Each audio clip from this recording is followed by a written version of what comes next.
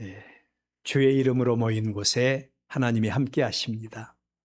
여러분은 오늘 하나님 앞에 나올 때 어떤 설렘을 가지고 오셨습니까? 사망 권세를 이기시고 부활하신 예수님께서 디베랴 바다, 갈릴리 디베랴 바다에서 고기 잡고 있던 베드로를 비롯한 제자들을 찾아오셨습니다.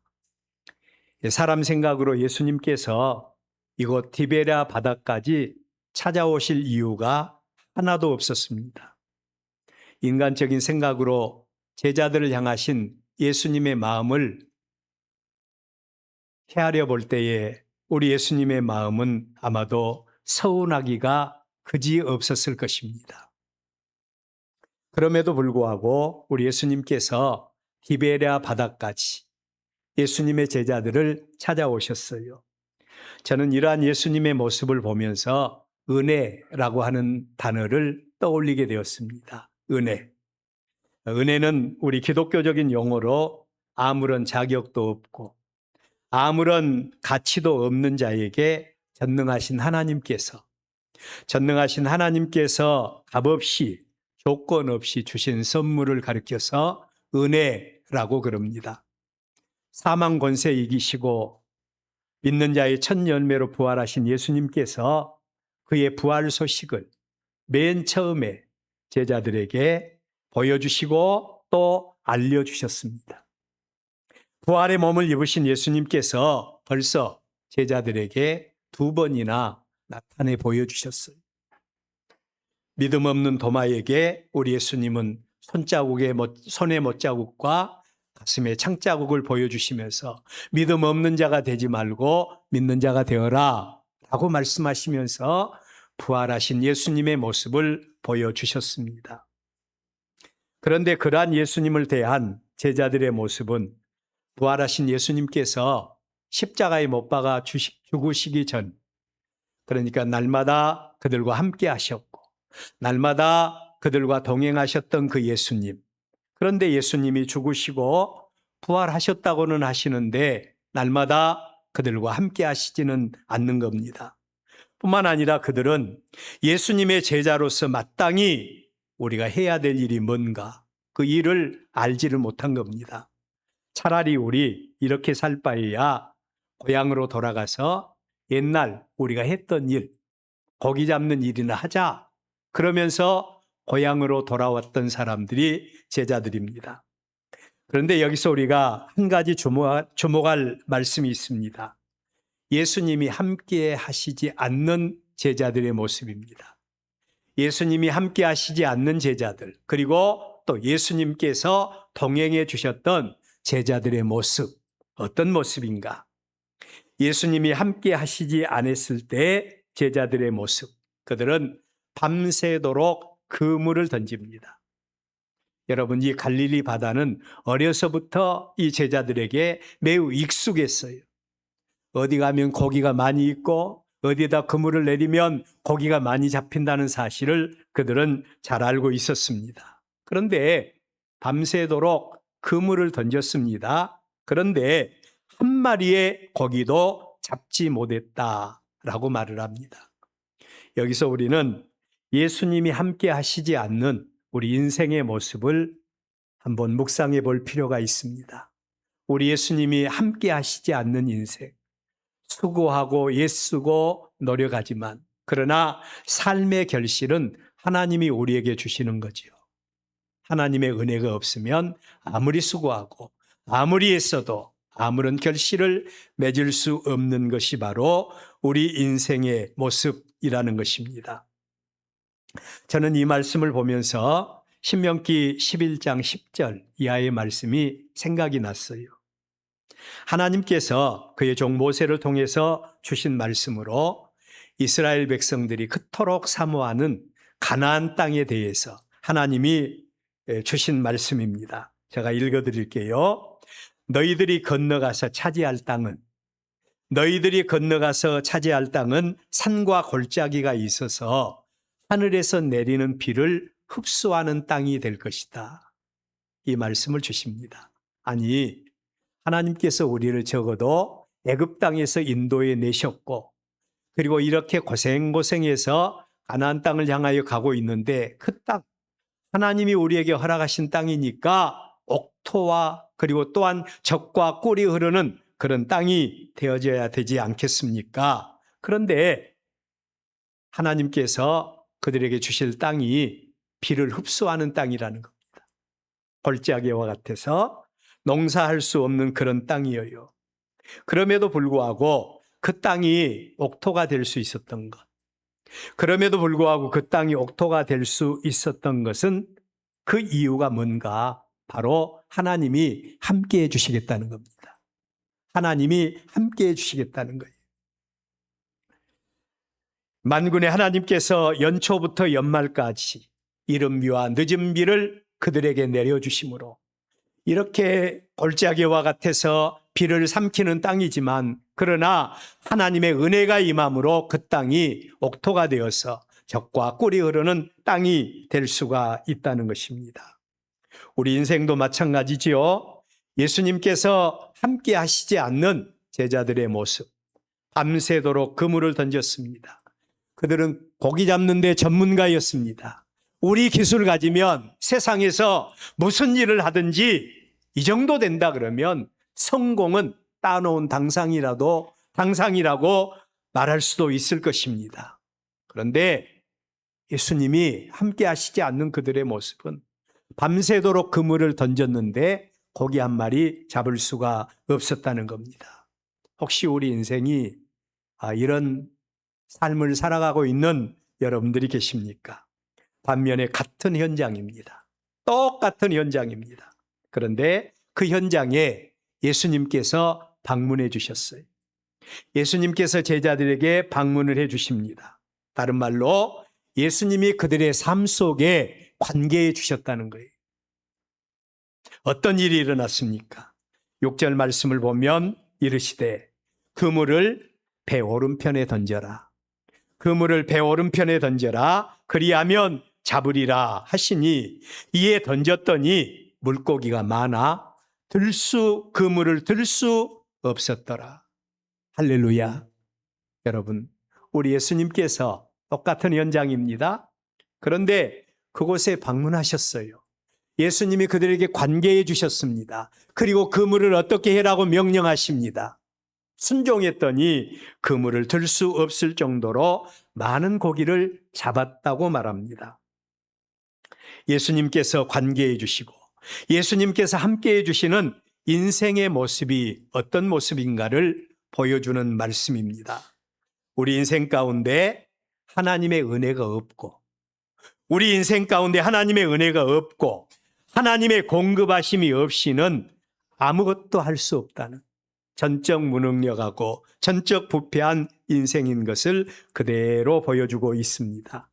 여러분, 제가 이 말씀을 드린 이유는 우리가 살면서 우리의 삶 속에서 이런 사실을 깨닫고 하나님이 은혜 주시지 아니하면, 예수님이 내 인생 가운데 관계해 주시지 아니하면 나는 아무것도 할 수 없습니다. 이 사실을 우리의 중심에 모시고 살면, 중심에서 깨달은다면 우리는 인격적으로 주님과 동행할 수가 있다는 겁니다.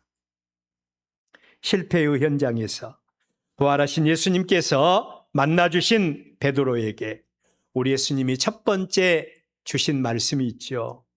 요한의 아들 시몬아, 요한의 아들 시몬아, 네가 이 사람들보다 나를 더 사랑하느냐라고 물으신 겁니다. 여러분, 3년 동안 예수님과 동고동락했던 시몬에게 우리 예수님께서 붙여주신 이름이 있죠. 그 이름은 시몬이 아니라 베드로였습니다. 베드로. 원래 바다에서 고기 잡던 어부였지만 예수님께서 친히 내가 너를 사람 낚는 어부가 되게 해주겠다고 하셨고, 그가 주는 그리스도요 살아계신 하나님이라고 하는 믿음을 고백했을 때 그의 이름은 베드로였습니다. 그의 이름은 베드로였어요. 그 고백 위에 예수님은 하나님의 몸된 교회를 세우시겠다고 하신 겁니다. 그런데 그 예수님께서 왜 오늘 우리의 본문에서 그 베드로를 향해서 요한의 아들 시몬아 라고 이렇게 부르셨을까요? 왜 예수님께서 베드로에게 요한의 아들 시몬이라고 하셨는가? 그것은 베드로의 현재 영적인 상태가 어떤 것인가를 보여주기 위한 예수님의 마음이었다고 할 수 있습니다. 그의 상태가 어떤 모습인가? 예수님을 떠났어요. 주는 그리스도요 살아계신 하나님의 아들이라고 하는 이 사실에 대해서 역행하는 삶을 살고 있어요. 옛날에 자기 자신으로 돌아가 버렸습니다. 그러한 사람을 베드로야 라고 말씀하지 않고 시몬이라고 말씀을 한 겁니다. 이런 말씀들을 생각하면서 오늘 우리도 주님과 나와의 관계에서 네가 나를 사랑하느냐라고 물으시는 예수님의 음성을 들으면서 나는 주님과 어떤 관계를 가지고 있는가 생각하는 그런 시간 될 수 있기를 바랍니다. 첫째로 예수님께서 베드로에게 그의 모습을 그대로 보여주시면서 주신 말씀이 네가 이 사람들보다 나를 더 사랑하느냐라고 이렇게 물으셨던 이유가 무엇이었을까요? 왜 예수님께서 베드로에게 이런 질문을 했을까요? 그 이유는 첫째로 베드로와 예수님과의 사이에 무너진 관계, 예수님과 베드로와의 사이에 깨어진 관계를 회복시켜 주시기 위한 예수님의 배려로 볼 수가 있습니다. 발달 심리학이라고 하는 학문이 있습니다. 이런 학문에서 쓰는 용어 가운데 성인아이라고 하는 용어가 있어요. 이 말의 의미는 겉모습은 분명히 성인입니다.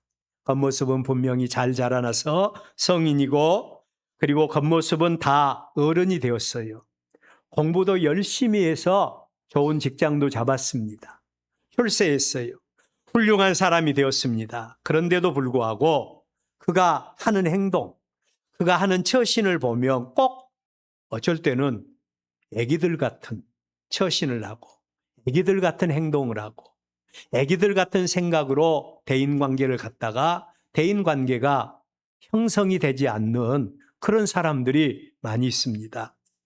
이런 사람들을 가리켜서 전문적인 용어로 성인아이라고 그렇게 말합니다.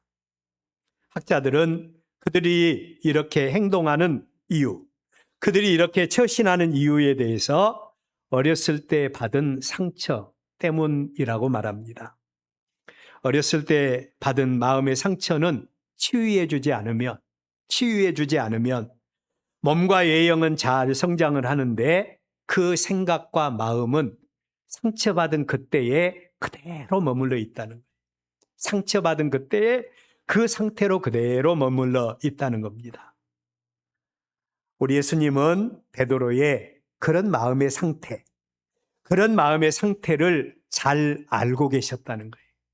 잘 알고 계셨어요.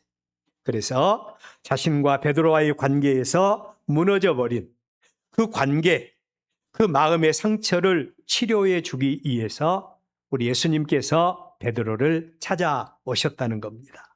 그리고 이런 질문을 해요. 실패의 그 현장에서 실패할 수밖에 없는 그 모습을 바라보면서 그 당시에 그의 이름이 시몬이었다면 요한의 아들 시몬아, 네가 이 사람들보다 지금 예수님과 베드로와의 사이에 다른 제자들도 많이 있죠. 여기 있는 이 사람들보다 나를 더 사랑하느냐라고 이렇게 물었던 겁니다. 예수님이 이러한 질문 앞에서 베드로는 아마도 부끄러움과 수치심으로 고개도 들 수가 없었을 거예요. 왜냐하면 그는 예수님이 신문 받으시고 예수님께서 고난 받으신 현장에서 니도 예수님의 제자지? 니도 예수님과 함께 있었지? 이렇게 물었을 때 예수님을 모른다고 3번이나 부인을 했어요. 심지어는 맹세하고 심지어는 예수님을 저주까지 하면서 그러면서 예수님을 모른다고 부인했던 베드로.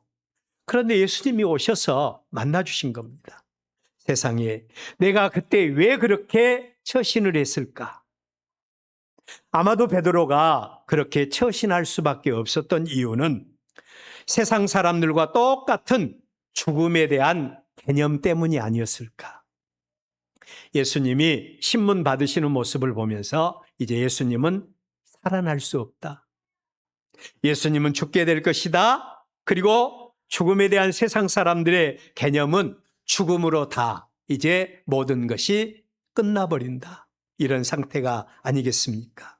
바로 이 베드로도 예수님의 시대는 끝났다고 생각하고 이제 더 이상 예수님을 볼 일이 없다는 생각으로 베드로가 그렇게 막가는 말을 하지 않았을까? 그래서 예수님이 보고 계시는 중에서도 예수님을 3번이나 모른다고 심지어는 저주까지 하면서 부인을 했습니다. 얼마나 부끄럽고 얼마나 마음이 부담스러운 그런 모습입니까? 그런데 예수님께서 그러한 베드로에게 찾아오셔서 상처로 남아있는 그 마음 치료해 주기 위해서 이 말씀을 직접 하신 것입니다. 그때 베드로가 예수님 앞에 자신 있게 나갑니다.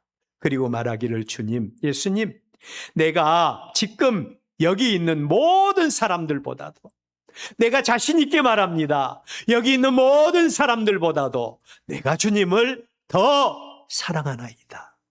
이렇게 고백을 하게 되었던 것입니다. 예수님과 끊어진 관계, 깨져버린 관계가 회복되어지는 그런 순간이죠. 예수님께서 네가 다른 사람들보다 나를 더 사랑하느냐고 물으셨던 또 다른 이유는 베드로의 심령을 치료해 주기 위한 목적도 있었다는 겁니다. 저는 이 본문을 읽을 때마다 왜 예수님이 한 번 네가 나를 사랑하느냐? 라고 이렇게 물으셨으면 내가 주님을 사랑하는 줄 주께서 아시나이다. 이 대답했으면 그것으로 끝나버릴 일이지 3번이나 계속해서 반복했을까? 그런 생각을 할 때가 많았는데 이 말씀을 원문의 의미로 생각해 보면서 이해를 할 수가 있었어요. 예수님께서 요한의 아들 시몬아, 네가 이 사람들보다 나를 더 사랑하느냐라고 물었을 때 예수님의 첫 번째와 두 번째 질문은 바로 예수님께서 네가 나를 사랑하느냐고 물었던 그 단어가 아가파오라고 하는 단어입니다. 아가파오. 다시 말하면 신적인 사랑을 표현할 때 쓰는 말로 특별히 여러 가지 견해들이 있는 건 사실입니다. 그렇지만 제가 이해한 견해로는 예수님이 베드로에게 예수님을 하나님의 아들로서 예수님을 하나님의 그리스도 즉 자기 백성을 저희 죄에서 구원하기 위해서 이 땅에 보내신 하나님의 아들로서 메시아로서 예수님을 사랑하느냐라고 하는 그런 질문이었다고 생각을 합니다.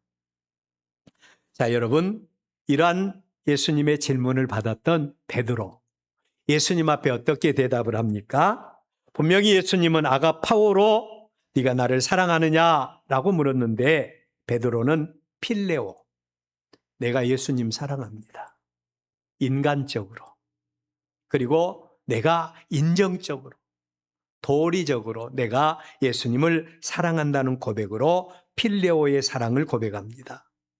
그 고백을 들은 예수님은 다시 베드로에게 두 번째 네가 나를 사랑하느냐고 물었고 이때도 역시 아가파오 네가 하나님의 아들로서 그리스도로서 메시아로서 너희들의 죄를 대신해서 십자가에 못 박아 죽으신 예수 그리스도로서 그 예수님을 사랑하느냐고 묻는 겁니다.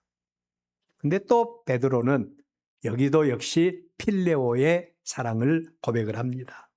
그런 베드로에게 예수님은 세 번째로 네가 나를 사랑하느냐라고 물었는데 여기에서는 네가 나를 신적으로도 네가 나를 인간적으로도 사랑하느냐 이런 의미로 필레오의 사랑을 가지고 네가 나를 사랑하느냐고 묻습니다. 과거 예수님을 목전에 두고서도 자기 연민 때문에 예수님을 모른다고 3번이나 부인했던 베드로. 이제는 자신 있게 예수님을 내가 신적으로도 예수님을 내가 인간적으로도 어떤 것으로도 내가 예수님 사랑합니다. 진짜 예수님을 떠나지 않겠습니다. 이 고백으로 인해서 예수님과 베드로와의 관계가 완전히 회복되어집니다. 상처 입은 심령이 치료되는 놀라운 역사가 일어나게 됩니다. 이런 베드로에게 우리 예수님께서 사랑한다고 고백하는 이 베드로에게 세 번째로 그가 네가 나를 사랑하느냐고 물었던 이유는 우리 한번 따라서 해볼까요? 사명을 맡기시기 위해서다. 사명을 맡기시기 위해서 사랑을 확인했다는 겁니다. 이 땅에서 예수님의 사명은 바로 죄와 허물로 인해서 죽을 인생을 죄와 사망에서 구원하고, 그리고 또한 이 땅에 넓은 길로 가고 있는 사람들을 위해서 생명의 길을 열어놓는 것, 이게 바로 예수님께서 이 땅에 오셔서 하신 일입니다. 이 땅에서 하나님 나라 천국의 지점인 그의 몸된 교회를 세우는 것이 예수님의 목적이에요. 예수님은 그 일을 위해서 십자가에 못 박아 죽으시고, 그리고 믿는 자의 첫 열매로 부활하시고 승천하시고, 내가 너희를 위해서 보혜사 성령까지 부어주겠다 약속을 한 겁니다. 여러분, 우리가 성령 충만함을 구해야 될 이유가 있습니다. 우리의 과거의 부흥 강사들이 성령 받으라 그러면서 막 물 받으라 이렇게 하면서 성령을 오해하게 한 부분들도 많은데, 하나님의 성령은 인격적이신 분입니다. 성삼위 하나님 가운데 한 분이셔요. 그분 하나님이 역사하시는 능력은 성부 하나님이 계획하시고, 성자 예수님께서 행하시고, 그리고 행하신 완성하신 구원의 복음이 우리의 마음속에 믿어지고, 우리로 하여금 진실로 예수님을 사랑하게 하는 능력을 공급하시는 분, 하나님께서 우리를 위해서 예비하신 구원의 능력이 우리의 삶 속에 생명으로 역사하게 하는 그 능력의 역사가 성령의 역사인 줄로 믿으시기를 바랍니다. 바로 그 성령의 역사를 우리가 성령을 충만히 받아야 됩니다. 우리 예수님께서 네가 나를 사랑하느냐고 물으셨던 이유는 베드로에게 이 땅에서 그의 사명을 맡기시기 위해서예요. 이 사명은 아무나도 감당할 수 있는 게 아닙니다.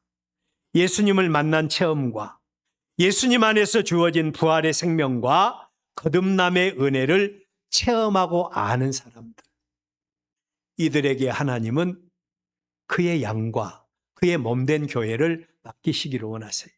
그런데 이것만 가지고는 부족해요. 우리 예수님께서 베드로에게 사랑을 확인하신 이유는 바로 우리가 하나님의 일을 하고 우리가 하나님의 영광을 위해서 자신의 모든 것을 다 투자해서 헌신적으로 일할 수 있는 능력은 바로 예수님을 사랑하는 자만이, 예수님을 사랑하는 자만이 이 일을 감당할 수가 있다는 겁니다. 그래서 예수님은 그를 신적으로도 인간적으로도 사랑한다고 하는 베드로에게 두 가지 말씀을 주시죠. 첫째로는 내 어린 양을 먹이라고 합니다. 어린 양을 먹여라. 예수 그리스도 안에서 구원받은 하나님의 거룩한 백성들, 이제 예수 믿어서 이제 예수 그리스도 안에서 구원 얻고 생명 얻기를 원하고 하나님의 거룩한 백성으로 살기를 원하는 이런 자들을 내가 너에게 맡긴다고 말합니다. 오늘 여러분, 하나님께서 저와 여러분에게 우리 엘베델 교회를 맡기셨어요. 저는 우리 교회를 바라보면서 우리 성도들이 인간적으로 생각하면 성품도 좋고 다 좋아요. 한 가지 아쉬운 점이 있다면 우리가 주님께서 우리에게 네가 나를 사랑하느냐라고 했을 때 내가 인정적으로도 인간적으로도 주님 사랑합니다. 분명히 사랑하죠. 그리고 신적으로도 주님께서 이루신 사명, 이 일들을 위해서도 주님께서 우리에게 맡겨주신 사명을 위해서도 내가 주님 사랑한다고 고백하면서 주님, 내가 주님의 영광에 동참하기를 원합니다. 이런 뜨거운 열정이 우리에게 좀 있는가 생각해 보면 좀 아쉬운 부분이 그 부분이 아닌가 생각해요. 하나님은 살아계십니다. 우리의 일거수일투족을 주관하십니다. 다 보고 계십니다. 우리를 보시면서 하나님께서 주신 말씀이 내 마음이 아픈 자다. 내가 너를 바라볼 때마다 내 마음이 참 좋다. 영광 받으시는 저와 여러분들 되시기를 바랍니다. 근데 하나님께서 좀 아쉽다. 네가 이렇게 했으면 좋겠는데 거기까지 이르지 못했네. 이렇게 말하신다면 얼마나 부끄럽겠습니까? 베드로는 예수님을 사랑한다고 고백합니다. 예수님을 이렇게 고백하고 예수님께서 그에게 맡겨주신 사명, 어린 양을 먹여라. 그리고 또 내 양을 치라. 하나님의 교회가 아름답게 성장하고 성도들이 믿음으로 살기를 원할 때 이 세상 살아가면서 얼마나 힘들고 어렵습니까? 하나님의 말씀을 가지고 생명의 복음으로 그들을 양육할 것을 말씀을 합니다. 여러분, 전설에 의하면 베드로가 이 사명을 얼마나 잘 감당했는지, 그가 평생 주의 일 하다가 마지막에 순교의 현장에서 십자가에 못 박아 죽어요. 근데 그는 예수님을 3번이나 모른다고 부인했던 과거가 생각나서 주님이 지셨던 십자가 내가 어떻게 바로질 수 있는가? 그래서 거꾸로 예수님 십자가 지고 그가 마지막에 십자가에서 순교했다고 하는 그런 전설이 베드로를 통해서 들려오고 있습니다. 여러분, 우리 한국교회는 지금 위기라고 그러죠. 전도의 문이 막혀버렸어요. 저는 전도의 문이 막혀버렸다. 이 부분에 대해서 별로 심각하게 생각하지 않았는데 전도를 해보면서 느껴요. 과거에 예수 믿지 않은 사람들, 과거에 교회 안 나가본 사람들이 거의 없을 정도예요. 그럼에도 불구하고 지금 그들의 모습을 보면 복음에 꽉 막혀 있습니다. 전도를 해도 듣지 않습니다. 이런 한국교회를 위해서 예수님은 오늘도 우리에게 찾아오셔서 네가 나를 사랑하느냐고 말씀을 하고 계십니다. 내가 이루어 놓은 이 구원의 복음을 세계 만방에 증거하기를 원하신다고 하는 우리 예수님의 마음을 우리에게 전해 주시기를 원하십니다. 예수님은 오늘 또 우리에게 찾아오셔서 말씀하기를 원하셔요. 네가 나를 사랑하느냐고. 이러한 예수님의 질문 앞에서 우리는 뭐라고 대답할 수가 있겠습니까? 예수님께서 찾아오셔서 관계해 주시기 전에 우리의 모습을 바라보면 죄와 허물로 인해서 하나님과의 관계가 철저하게 무너져 버린, 깨어져 버린 그런 비참한 관계 아니었습니까? 수고하고 땀을 흘리고 아무리 노력해도 결실을 얻지 못할 모습이 우리의 모습입니다. 지난 목요일 날 조대병원 중환자실을 다녀왔어요. 중환자실을 다녀왔는데 평소에 알고 계시던 지인이 갑자기 뇌출혈로 쓰러지셔서 혼수 상태에 빠졌어요. 평소에 그분의 모습은 세상과 하나님과의 사이를 적당히 왔다 갔다 하시는 그런 분이셨고 하나님을 믿는 믿음은 가졌지만 세상에 대한 욕심이 참 많으신 그런 분이었어요. 그래서 여기저기 부동산 투자도 많이 하고 그런 분이에요. 우리 교회 오시라고 전도를 해도 몸이 좀 불편하신 분인데 불편해서 부담스러워하는 그런 분이셨는데 뇌출혈로 인해서 사경을 헤매고 의사의 말로는 깨어나지 못할 수도 있다라고 하는 그런 판정을 받으셨습니다. 그래서 제가 기도해 주고 복음을 전하기 위해서 다녀왔어요. 여러분 임사 체험한 사람들의 말을 들어보죠. 우리의 육신은 뇌사 상태에 빠져 있어도 영혼은 그 위에서 떠 있는 상태로 자기 육신을 바라보고 있다. 그래서 우리가 하는 말 다 듣고 그리고 또한 우리가 하는 행동 다 보고 있다는 겁니다. 그래서 제가 복음을 전했어요. 니고데모 이야기를 했습니다. 그러면서 복음 전하고 그리고 그에게 기도를 해주고 왔어요. 그러면서 제가 그분을 바라보면서 참 우리 인생은 약하다. 우리 인생이 참 약하다. 부질없다. 그런 생각을 하게 되었습니다. 이 땅에서 눈에 보이는 것이 우리 인생의 전부라면 우리 인생은 참 보잘것없고 참 의미가 없는 것이 인생이구나. 그런 생각을 하게 되었어요. 그런데 그런 인생들에게 우리 예수님께서 믿는 자의 첫 열매로 사망의 권세를 이기시고 부활하신 겁니다. 부활하셨어요. 그리고 그 현장에 있는 사람들에게 그의 사자를 통해서 말씀을 주십니다. 너희들은 이라고 하는 말씀을 주셔요. 여기서 말하는 너희들은 예수님을 따르는 자들, 세상과 구별된 자들을 가리켜서 너희들이라고 말합니다. 예수님과 관계된 모든 사람들을 일컬는 말이지요.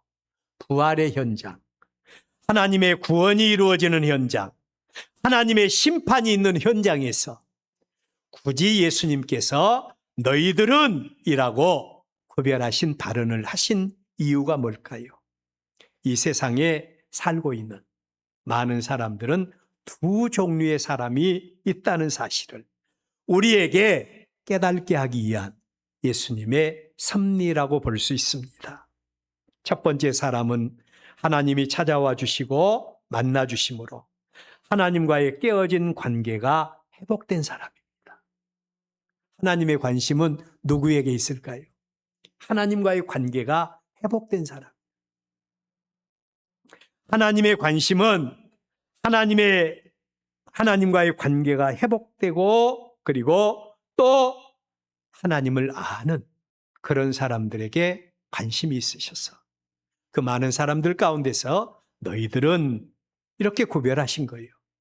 그리고 또 다른 사람들에게 너희들은 이라고 하는 의미는 예수님과 관계된 예수님과의 관계에서 그들은 하나님과의 관계가 깨어져 버린 사람, 아직도 하나님과 전혀 상관이 없는 이런 사람들, 관계가 회복되지 않는 사람, 이런 사람들을 하나님께서 구별하신다는 겁니다. 하나님의 은혜는 항상 하나님과의 관계가 회복된 사람들에게만 임하고 하나님의 관심사는 항상 이들에게만 있습니다. 그들 가운데서도 하나님께서 특별히 하나님을 사랑하는 사람, 신적인 사랑으로도 인간적인 사랑으로도 전 인격을 다해서 하나님을 사랑한다고 하는 이런 사람에게 하나님은 말씀하십니다. 내가 너희들에게 내 양을 맡기겠다. 여러분, 오늘 하나님께서 우리를 사랑하신 것 같아요. 우리의 믿음을 보신 것 같아요. 하나님이 우리에게 이런 아름다운 성전을 맡겨주셨지 않습니까? 하나님께서 우리 모두에게 한 성도 한 성도를 섬길 수 있는 그런 은혜를 주셨지 않습니까? 하나님이 적어도 우리의 믿음을 보신 줄로 믿습니다. 전인격을 다해서 하나님을 사랑한다고 말하는 사람에게 내가 너희들에게 내 양을 맡기겠다라고 말씀을 하십니다. 하나님이 우리를 택하신 이유가 뭘까요? 우리에게 관계해 주시고 우리를 치료해 주시고 우리를 구원해 주신 이유가 뭐라고 생각을 합니까? 하나님께서 우리에게 귀한 사명을 맡기시기 위해서입니다. 사도 바울은요, 빌립보 교인들을 향해서 그가 감옥에 갇혀 있는 그런 모습을 보며 실망할 그들을 바라보면서 뭐라고 한 줄 아세요? 내가 모든 것을 하나님의 영광을 위해서 하겠다. 그러면서 지금 내가 하고 있는 일은 그리스도의 남은 고난에 동참하고 있는 것이다. 그리스도의 남은 고난에 동참하는 것이라고 말씀하는 내용을 보게 됩니다. 하나님을 사랑한다고 말하면서도 하나님의 일에는 도통 관심이 없습니까? 세상이 조금만 일 생기면 세상을 향하여 줄다름치고 있습니까? 그것은 하나님을 사랑하는 것이 아닙니다. 말로만 사랑하는 것이 아니라 사랑은 사랑의 대상자가 무엇을 원하는가를 알고 그 소원을 들어주는 것이 사랑 아니겠습니까? 이 사랑이 하나님의 자녀된 우리 모두에게도 임할 수 있기를 바랍니다. 주님이 네가 나를 사랑하느냐고 물었을 때 내가 주님 사랑하는 것 아시죠? 그래, 내가 너에게 사명 맡기겠다. 내가 너에게 엘베델 교회 맡기겠다. 하나님의 교회는 살아있는 교회. 그리고 하나님의 교회는 끊임없이 부흥하는 교회가 되어져야 됩니다. 우리 한 사람 한 사람이 하나님의 몸된 교회가 부흥하는데 초석이 될 수 있기를 바랍니다. 한 사람 한 사람이 섬김으로 인해서 많은 사람들이 이 교회를 통해서 살아계신 하나님을 만나는 이런 은혜가 있기를 바랍니다. 그래서 우리가 주님 앞에 서는 그날에 착하고 충성된 종이라고 칭찬받는 저와 여러분의 모습들 되시기를 주의 이름으로 축원합니다. 우리에게 찾아오신 주님, 네가 나를 사랑하느냐고 말씀하십니다. 예, 내가 주님 사랑합니다. 고백하는 우리 모두가 되시기를 주의 이름으로 축원합니다. 기도하겠습니다.